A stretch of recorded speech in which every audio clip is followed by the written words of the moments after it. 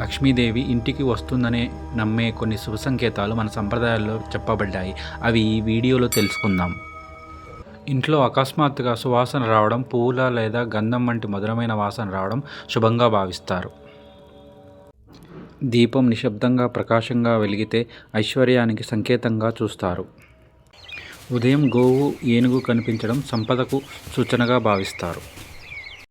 చీమలు లేదా తేనెటీగలు ఇంటి వద్ద ఉండటం, ఇవి ధాన్యం, తీపి వైపు ఆకర్షితమవుతాయి కాబట్టి సంపద పెరుగుతుందనే నమ్మకం.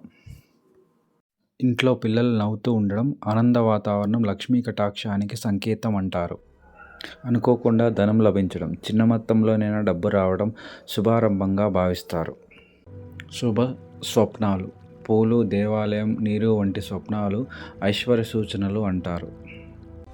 ఈ శుభ సంకేతాలు మీ ఇంట్లో ఉన్నాయా? ఇవి ఆధ్యాత్మికత విశ్వాసాలపై ఆధారపడిన సాంప్రదాయ సూచనలు.